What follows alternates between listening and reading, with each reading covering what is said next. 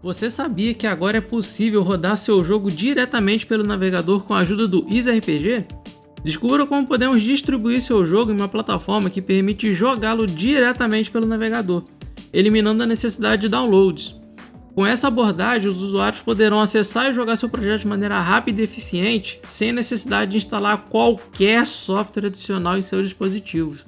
E tudo isso a gente vai ver logo após a nossa vinheta. Vamos lá, então, segura!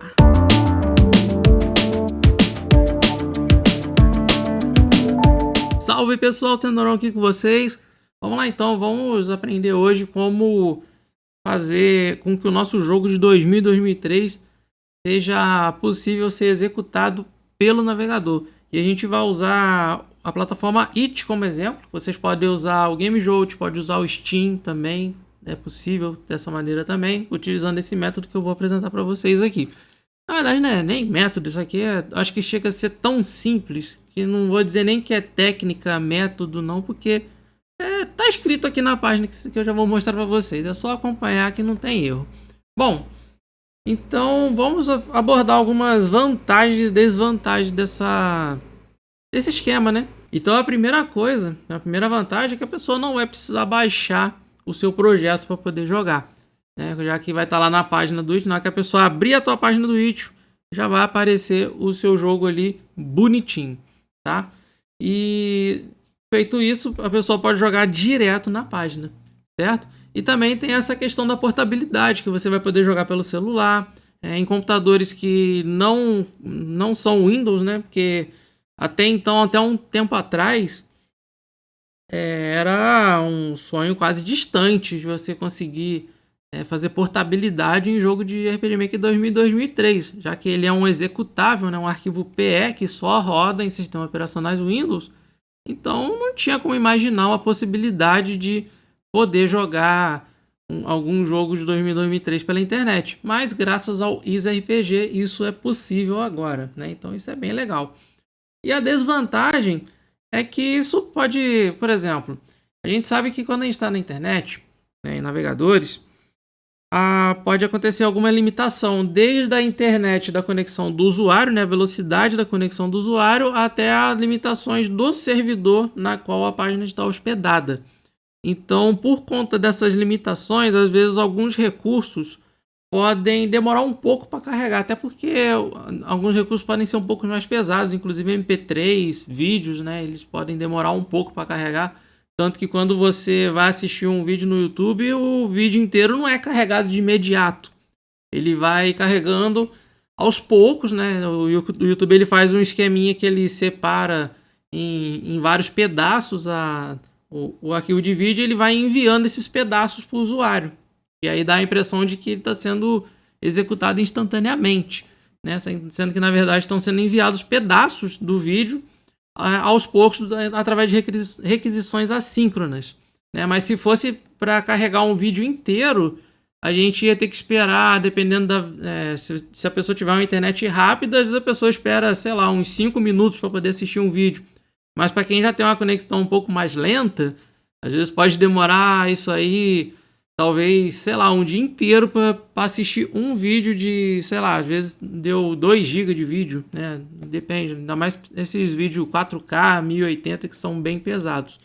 Então, isso acontece também aqui no EasyRPG, porque às vezes a gente pode ter alguma imagem um pouquinho mais pesada, ou então um arquivo de áudio que é um pouquinho mais puxado, ele vai demorar um pouco para carregar para que ele possa ser executado. Então vai ter um atraso, né? Isso na primeira recarga, né? Depois da segunda, isso vai ser armazenado em cache, vai ficar em algum canto da tua máquina, ele vai puxar direto de lá e vai rodar de boa. Mas quando vocês forem jogar o jogo pela primeira vez, a gente vai ver aqui na prática, eu vou mostrar para vocês esse problema, mas isso pode não ser tão um problema dependendo do tipo de jogo que você for desenvolver. Ele só vai demorar um pouquinho para carregar pela primeira vez, mas depois ele vai de boa, tá? Então fique ciente que existe esses prós e contras, beleza? Bom, então a primeira coisa que a gente vai fazer aqui é acessar essa página do EasyRPG, né, easyrpg.org. Vou deixar o link na descrição da página exata que está aqui para vocês, tá? Para vocês acessar diretamente aqui e acompanhar junto comigo aqui. Bom, então como que vai funcionar? O WizardRPG ele vai pegar esse arquivo, o seu projeto, né? Você vai guardar, você vai baixar um modelo, né? Um arquétipo do executável do WizardRPG, né? O player que a gente chama, né? Aqui no nosso caso. A gente vai jogar a pasta do projeto dentro da pastinha da estrutura que ele monta no arquétipo. E aí a gente transforma em zip. Né? Basicamente é isso que vai fazer. Aí você vai pegar esse zip e vai jogar lá na página do Itch. Que aí o Itch, o que ele vai fazer? Ele vai procurar um arquivinho chamado index.html dentro desse zip. E nesse index.html ele vai executar, né? Ele vai fazer o que a gente chama de entry point, né? O ponto de partida da aplicação. E aí aqui já esse próprio arquétipo já tem a estrutura perfeita para executar o projeto sem nenhuma complicação, tá? Então, a gente, com esse projeto, ele vai fazendo as requisições, né? São várias requisições assíncronas que a gente chama de Ajax. Ele vai fazer essas requisições e aí vai puxando os arquivos, né? Vai carregando os arquivos e vai jogando ali na tela, como se fosse o executável no Windows mesmo. Ele vai puxando, vai carregando e vai mandando. Só que aqui vai ter as requisições, né? Por isso que às vezes pode ser que tenha algum atraso, como eu mencionei anteriormente. Bom, então a primeira coisa que a gente vai fazer, né? A gente já entrou aqui. Eu sugiro que vocês façam leitura dessa página para vocês poderem enriquecer um pouco mais, né? Eu vou passar aqui só o que vai ser necessário, né? O essencial. Mas é importante que você faça uma leitura para que você possa se aprofundar ainda mais, tá? Então a primeira coisa que a gente vai fazer aqui, ó, é baixar esse arquétipo aqui, tá? Que vai ter essa estruturinha aqui, ó, o index.html, como eu falei, o index.asm, o index.js, né? Isso aqui é um WebAssembly, isso aqui é um JavaScript e uma pasta games, que é onde a gente vai colocar o nosso projeto, certo? Então a gente vai baixar esse arquétipo aqui. Então você vai salvar ele em algum lugar onde você vai trabalhar, né? Eu escolhi esse caminho aqui. E aí ele vai vir um arquivo compactado, tá? Na hora que vocês abrirem a pasta vai ter esse isrpg latest.js.tar.gz. Acredito aqui que tem duas camadas de compressão aqui. Por isso que ele está como .tar.gz. E aí a gente vai abrir esse camarada aqui. Eu uso o 7-Zip, mas vocês podem usar o programa de compactação de preferência. Tá? Aí vocês abrem aqui, ó. Ele é duas camadas mesmo, tanto que eu tive que abrir um outro zip dentro dele, tá vendo? Ó? Um .tar no caso. Aí tem duas camadas realmente. A gente vai pegar a estrutura que a gente viu lá na documentação, a estrutura do arquétipo, e vai descompactar. Eu vou soltar aqui mesmo, nesse localzinho aqui mesmo. Ó, prontinho. Então, aí isso aqui eu já posso deletar sem problema nenhum. Ele tá falando que aqui tá aberto, óbvio. Aí vai dar zebra mesmo. Pronto. Então aqui já tá preparado o nosso arquétipo. Aí dentro da pasta games é onde a gente vai colocar o nosso projeto. Só que para que o WizardRPG ele reconheça uma pasta padrão, né, que aqui a gente vai, que o WizardRPG aqui no caso ele vai fazer o que o WizardRPG normalmente faz, né? Ele tenta ler um diretório e lista os jogos que estão dentro dessa pasta. E aqui não é diferente. Mas a gente tem algo a mais aqui. Se você criar uma pastinha chamada default, exatamente desse jeito aqui que eu escrevi, ó, desse jeitinho aqui, ele vai fazer o WizardRPG ele vai entender que esse aqui é o padrão, tá? Se você não der nenhum parâmetro na URL, ele vai entender que é esse projeto que ele tem que ser executado lá na hora do index.html, tá? Senão você teria que colocar algum parâmetro e isso já não funcionaria no Itch, por exemplo. Então é interessante, é muito importante que você crie essa pastinha aqui e aí você joga o projeto aqui para dentro, tá bom? Bom, então eu já copiei o nosso projeto aqui. Eu vou usar como exemplo o meu joguinho Solon.io, que é um joguinho que eu fiz para o desafio do canal do Solon, que é o desafio de um mapa só. Então eu vou usá-lo como exemplo aqui, a gente vai fazer ele funcionar na nossa página do Itch, tá bom? Então vamos lá.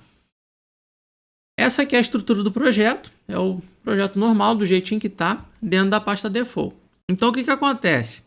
A gente vai precisar agora fazer algo a mais, porque como eu disse que a gente tem esse problema das requisições, às vezes pode demorar um pouco para te entregar a resposta, ou então alguns recursos derem algum atraso. Para dar uma amenizada nesse atraso, isso não quer dizer que o atraso não vai acontecer, ele vai acontecer, mas de uma forma bem mais amena, a gente vai usar um programinha chamado Gencache, tá? Esse Gencache, qual que vai ser a responsabilidade do Gencache? Ele vai fazer uma lista de todos os arquivos que a gente tem dentro do nosso projeto e já vai apontar o caminho para que a aplicação do EasyRPG já encontre diretamente o arquivo, ao invés dele ficar fazendo a varredura do diretório toda santa hora. Ele já vai ter todas as referências de todos os caminhos de todos os arquivos, tá? Então o Gencache ele vai fazer essa facilidade para a gente. Então a gente vai vir aqui, vai baixar o Gencache, tá bom? Vou fazer o download aqui. E aí, esse Gencache ele vai ser na pasta do projeto, tá? Na raiz do projeto. A gente vai baixar diretamente, porque a gente vai rodar o Gencache lá dentro da pasta do projeto. Tá legal? Beleza, tá aqui o nosso Gencache no jeito aqui. O que a gente vai fazer aqui, pessoal? Eu vou... Para poder executar o Gencache, é só clicar 2 vezes nele, né? Ou você pode rodar ele pelo terminal. Eu vou usar o terminal porque a gente vai poder acompanhar um pouco melhor como que ele funciona aqui, tá?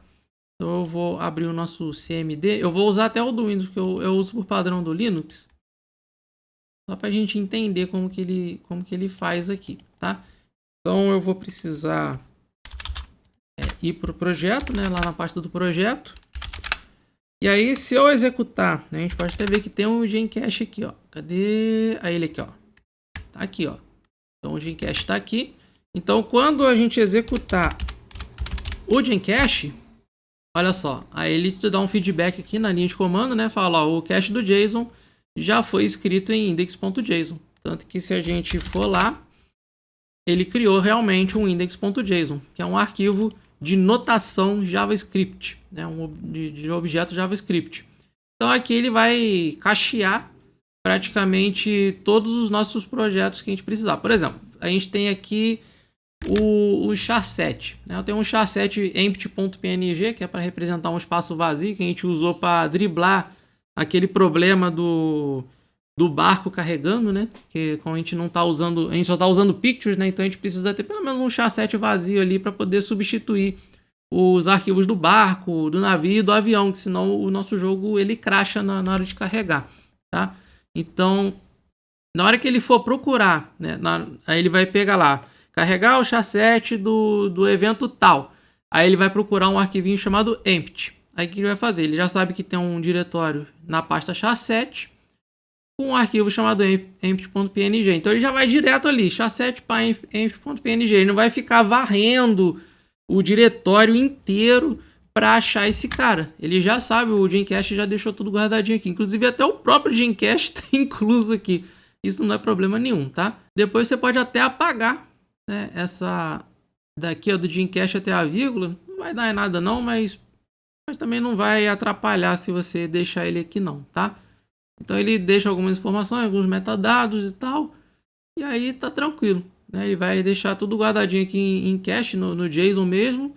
E a gente pode ficar tranquilo que já vai dar uma agilizada boa aqui, tá? Então executando o Gencache com o index.json no jeito, a gente já está pronto para compactar o nosso projeto para zip, certo? A gente vai compactar o arquétipo inteiro, tá? A gente vai pegar essa pastinha aqui, certo? Certo, mas aí... Tá, mas como que eu sei que ele tá funcionando? É só eu tacar lá na web e vambora? E seja o que Deus quiser? Não, você também consegue fazer um teste local aqui, tá? E para a gente poder fazer esse teste local é bem tranquilo. Aqui até fala na documentação, ele recomenda que a gente utilize o Python para ele poder fazer essa criação desse servidor local.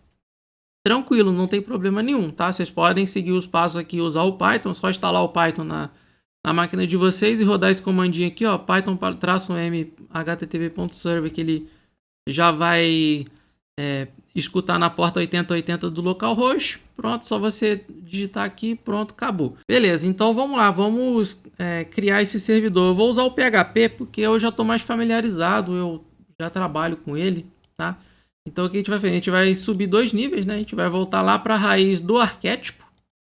E aí a gente vai abrir essa pasta aqui no terminal. Tá? Eu vou usar o ambiente Linux porque para mim é mais conveniente, é muito melhor que o Windows nessa parte.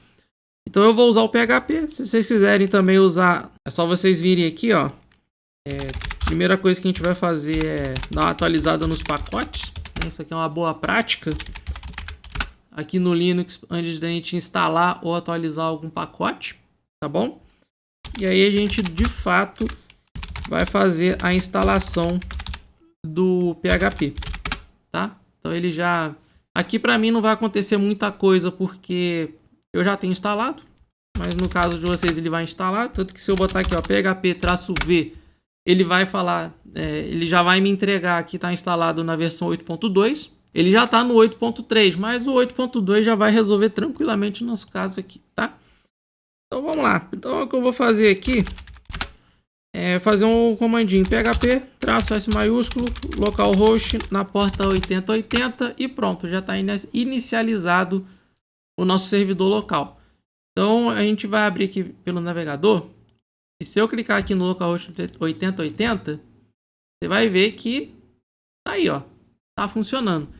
Não, mas se eu tivesse só clicado no index.html, o que ia acontecer? Não ia funcionar, tá? Ele não ia... Ó, o que eu falei sobre vocês sobre o atraso, né? É isso que acontece. Demora bastante na primeira carga, mas depois que o jogo é inicializado, ele vai até um pouco mais rápido, ó, ou até imediato. Ó, tá vendo? Tranquilo, tá? Isso só acontece na primeira vez, tá? Mas se você, né, voltando no assunto do... Se a gente vir aqui em index.html e clicar 2 vezes, não vai acontecer nada, tá? Por quê? Porque ele depende desse servidor para carregar os recursos. Então ele vai ficar agarrado nessa tela aqui, porque ele não vai conseguir carregar nada, porque aqui a gente só está rodando no lado cliente.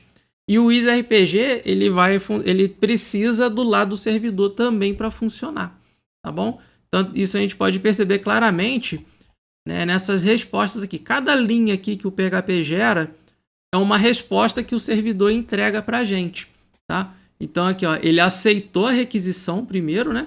E aí ele entregou para a gente um status 200, né? A gente usou aqui o método get para poder acessar a raiz, né? O index.html. E ele entregou o status 200. Status 200 significa ok, deu tudo certo, tá tranquilo, segue o baile. Aí beleza, fechou a requisição, acabou. Aí depois abriu uma outra requisição, foi aceita. O que ele quer agora? Ele quer o index.js, ele quer o JavaScript. Entregou, status 200. Beleza, tudo certo. Fechou a requisição. Abriu outra requisição aqui, ó. Aqui tem até data e hora de quando isso acontece. Foi meio que imediato, né? Mas, ó, aceitou. O que eu quero agora? Eu quero o... Aí isso aqui é o cabeçalho da requisição, né? Método get e o caminho do arquivo que eu quero, né? Então, é como se eu estivesse falando para o servidor assim: ô servidor, me dá esse cara aqui, ó, o index.wsm. Aí o servidor fala: beleza, toma ele aí, 200, né? Status 200. Foi aceito e GG. E assim por diante com o index.json, com o banco de dados, com o ini, com a árvore de mapas, com os recursos mapa e assim vai, tá? E aí ele implica com algumas coisas aqui, ó. Falou aqui, ó, serviceworker.js. Ele entregou um 404. O 404 ele significa que o arquivo não foi encontrado, né? Ele tá meio que falando para você assim, ó. Eu falei pro servidor: ô servidor, me dá esse cara aqui, ó, serviceworker.js. O servidor vai te falar assim: ó, cara, eu não achei esse camarada aqui não. Esse arquivo não existe aqui não, meu filho. É meio que isso que o servidor tá te dizendo, tá? E aí fecha a requisição e fica por isso mesmo, tá tudo bem, não... Nesse caso aqui nem é necessário o Service Worker até o momento, tá certo? Então basicamente, por isso que a gente precisa do lado do servidor, porque vai sempre rolar essa comunicação, servidor-cliente, servidor-cliente, servidor-cliente, tá bom? E é o que vai acontecer lá no Itch, beleza? Vamos lá então. Agora, sabendo que tá tudo funcionando, Vocês perceberam que o som de fonte ele vai usar um outro tipo de instrumentos, né? A gente está acostumado a ouvir do MIDI de um jeito e aqui no Easy RPG ele vai usar outro. Por quê? Porque aqui ele está usando o som de fonte padrão do Easy RPG. Porque dentro do navegador ele não vai acessar o driver de áudio do Windows para saber qual que é a interface MIDI do som de fonte que está sendo usada. Não, ele já vai usar ali e já vai jogar as informações para a placa de som e a placa de som vai reproduzir as informações ali do jeitinho que o som de fonte está mandando, tá bom? Já com o timbre e com a frequência no jeito. Então aqui ele não vai consultar o mapa MIDI da tua placa de som para poder reproduzir. Ele já vai mandar direto. Isso aqui já é para ganhar tempo mesmo, tá? Isso aqui é desempenho. Desempenho é importante nessas horas. Então é por isso que ele usa um próprio som de fonte e não o nosso som de fonte instalado no computador, tá certo? Mas você pode mudar isso, né? Felizmente. É bem tranquilo. Vocês vão escolher um som de fonte que vocês quiserem. Ó, eu até deixei já no jeitinho aqui pro vídeo. Eu vou usar esse som de fonte aqui. O som de fonte, ele é um arquivo que contém dados do timbre dos instrumentos do mapa MIDI, né? Então, quando o seu sistema ele tenta acessar o mapeamento MIDI, esse mapeador ele vai entregar o timbre de acordo com o som de fonte, né? É assim mais ou menos que não é lógico que é muito além disso, né? O trabalho de MIDI é um assunto bem profundo. Né? Basicamente ele faz isso, ele pega a informação, ele vai buscar a informação, né? Porque o MIDI ele não vai ter o som igual o Wave MP3 que já tem as frequências sonoras certinho dentro do arquivo. Não, lá vai ter só qual a posição da nota, qual que é a frequência dela, se ela é mais aguda, se é mais, né, no caso a altura do som, né, se é mais grave, se é mais aguda, a velocidade dela, no caso a duração, né, isso só vai ter esses parâmetros lá dentro do arquivo. E aí isso é jogado pro nosso drive aqui do nosso sistema operacional. E aí nesse drive ele vai lá no mapeamento e vai falar, caraca, essa posição é qual instrumento? Ah, é o saxofone. Então ele vai pegar o timbre do saxofone dentro do mapeador e sai o som do saxofone de acordo com o MIDI. Então o som de fonte ele guarda essas informações dos timbres, certo? Ele vai guardar os timbres dos instrumentos para que o mapeador possa correr lá e entregar o som que a gente deseja, tá? Então eu vou pegar esse camarada aqui, vou copiar, na verdade eu vou recortar. Vou jogar aqui na raiz do projeto, tá bom? Joguei na raiz do projeto. Só que isso aqui não é o suficiente não, eu preciso renomear esse som de fonte desse jeito aqui, ó, easyrpg.som de fonte. Desse jeitinho aqui mesmo. A gente vai remover o .sf2, desse jeitinho mesmo, tá? E aí a gente precisa executar o Gencache mais uma vez. Vou rodar o Gencache aqui, ó. Ele abre rapidinho ali o terminal e fecha, é a mesma coisa. Então quer dizer que deu tudo certo. Tanto que se eu correr lá no JSON, ó, ele até pediu, o Notepad++, ele até falou, ó, o arquivo foi atualizado. Você quer que mostre do jeito que está agora? Beleza, aí mostrou. E se a gente der uma corrida aqui, ó, aquele aqui, ó, easyrpg.som de fonte, já está guardado no index. Então vamos lá. Vamos executar o projeto de novo. A gente atualizar a página agora. Mas ó, já está no navegador basicamente, só que num servidor local, tá? Então já está tudo no jeito. Aí veja que depois ele, ó, mudou o som. Tá vendo? Essa é a função do som de fonte, é você entregar um timbre de instrumentos de acordo com o que está lá dentro do arquivo, certo? E aí, para fins de curiosidade, eu vou deixar para vocês aqui outras som de fontes que eu encontrei, só para a gente brincar, para vocês entenderem um pouco mais, se interessarem um pouco nessa parte, tá? Então eu vou soltar aí, né? Nosso milagre do cinema vai mostrar para vocês aí como ficaria essa música da introdução do jogo com outras som de fonte, beleza? Fica aí e divirta-se.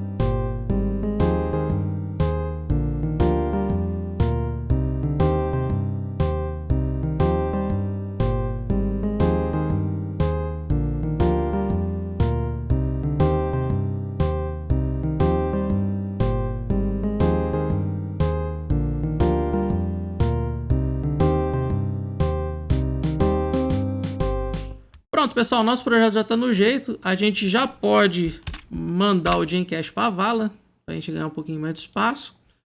E vamos compactar o nosso projeto. A gente vai pegar o nosso arquétipo, vai transformar ele em .zip. Bom, tem que ser .zip, tá? No caso que não pode ser .7z, que é o que a gente gosta, porque é mais leve. Tem que ser .zip, infelizmente. Senão o It ele não vai reconhecer, tá? Então peguei aqui, deixa eu jogar ele um nível acima para não ficar misturado aqui. E aí a gente põe um nome, vou botar assim, Solonyo YouTube, tá bom? Pra gente saber que é o do YouTube. Vamos agora dar um corre lá no It. Beleza, pessoal, já tô aqui na página do projeto. Vamos ignorar esse erro aqui, isso aqui é umas bugadas que o It dá. Porque eu tirei alguns arquivos, aí ele bugou os outros, né? Ele não... Enfim, isso aqui é só a gente ignorar. Isso aqui já vai resolver quando a gente subir o nosso jogo da web, tá? Então a gente vai aqui no nosso projeto, a gente vai em editar jogo. E aí a gente vai subir esse arquivo zipado que a gente acabou de criar. Ó, ele tá aqui, ó, solonyo.youtube. Vamos subir ele aqui. Tá subindo. Beleza. Tá aí, ó. Tá aí o nosso queridão do jeitinho que tá. Bom, então eu vou deixar... aí eu vou marcar essa opção aqui, ó. Este arquivo será jogado no navegador. Então tá aqui. Prontinho. Isso aqui já é o suficiente para funcionar o nosso projeto dentro da página. A gente salva e vamos dar uma visualizada. Tá carregando. Vamos ver se vai dar zebra ou não. Tá aqui, ó. Run game. No jeito. Tá bom? Vamos lá. Agora vamos ver se tá funcionando mesmo, né? A gente viu no local. Agora quero ver na produção, né? Vamos lá. Ó, ele demora um pouquinho. Normal. Ó, vejo que deu uma atrasadinha, tá vendo? Aqui até que foi um pouquinho mais rápido. Mas algumas coisas, ó. Você viu que o som do cursor, ele deu uma atrasada na primeira vez, né? Mas depois rodou de boa. Mesma coisa com o som de confirmação. Ele, na primeira recarga ele dá uma atrasadinha, mas depois vai de boa. Ele já tá em cache agora, tá cacheado, tá tranquilo. Bom, pessoal, então tá aqui. Basicamente é isso que a gente vai fazer quando a gente quer jogar o nosso projeto no navegador, tá? Esse daqui, ó, 2003. Nosso projetinho em 2003. Então é isso, pessoal. Espero que vocês tenham gostado, tá? Eu vou sair do jogo aqui pra gente poder finalizar, tá? Bom, pessoal, então por hoje é só. Muito obrigado, espero que vocês tenham gostado desse vídeo. Espero que seja útil para vocês, para na hora que vocês forem colocar o jogo na web. Muita coisa a gente não abordou aqui, porque não foi necessário no nosso caso aqui. Mas se você tiver alguma dúvida, vocês podem ler lá o artigo que eu deixei também. Mas se ainda assim te restar alguma dúvida, não hesite em deixar nos comentários que a gente vai tentar ajudar você a esclarecer alguma coisa, tá bom? Então, muito obrigado pela presença. Espero que vocês tenham gostado. Espero que vocês tenham deixado o like. Se você não é inscrito, considere se inscrever, né? Fica o meu convite. Seja bem-vindo, seja bem-vinda. Se for o caso também, se não for também tá tudo bem. Seja bem-vindo de toda forma. E eu vou ficar por aqui. Até a próxima. Bons estudos e eu fui!